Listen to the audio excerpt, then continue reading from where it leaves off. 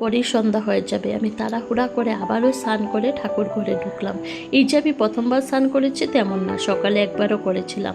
আর এখন ঢুকছি ঠাকুর ঘরটা আবারও পরিষ্কার করব বলে। সকালে তো একবার পাপাকে স্কুলে দিয়ে এসে ঘরে সমস্ত কাজ শেষ করে বিপদনাশিনী পূজা দিয়েছিলাম। মাসে একবার পুজোটা পড়ে, সেই পূজাটা আজকে দিনেই পড়েছিল।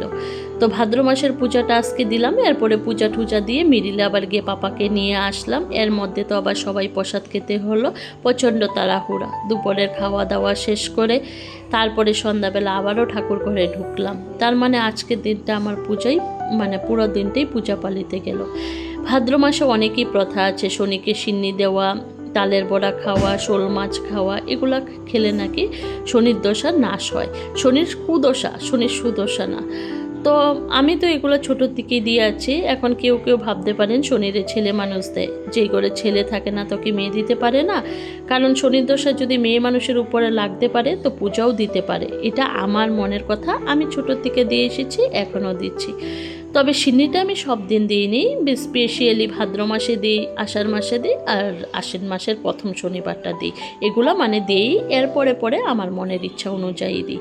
তো আমার শনি পূজাটা আজকের দিনটা খুব ব্যস্তর মধ্যেই শনি পূজাটা দেওয়া হলো। কারণ একদিনে যখন সব কিছু পড়ে যায় না, একার উপর দিয়ে খুব চাপ পড়ে যায়। তো তারপরেও তো দিতে তো হবেই। সন্ধ্যাবেলা শনি পূজা টুজা দিয়ে তারপরে দুপুরবেলা তো আরও অনেক কিছু ছিল, শনির দশা নাশ করাই। তো শনি পূজাটাও গেল, মাসের বিপদনাশিনী পূজাটাও গেল, পুরো দিন পূজা। এরপরে তো সবাইকে প্রসাদ টসাদ দিয়ে ফ্রি হয়ে আসলাম।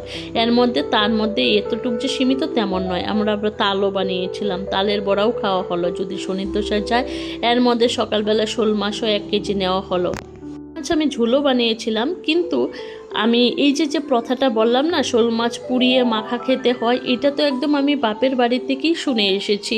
তো হোক না হোক আমি মানিয়ে থাকি। জানি না আপনাদের মধ্যে কে কে করেন, হয়তো ময়মনসিংহ ডিস্ট্রিক্টের হলে নিশ্চয়ই করে থাকবেন। তো কে কে করেন আমাকে জানাতে পারেন। আমি তো প্রতি বছরই করে থাকি। তো এটা আজকের দিনে পড়লো।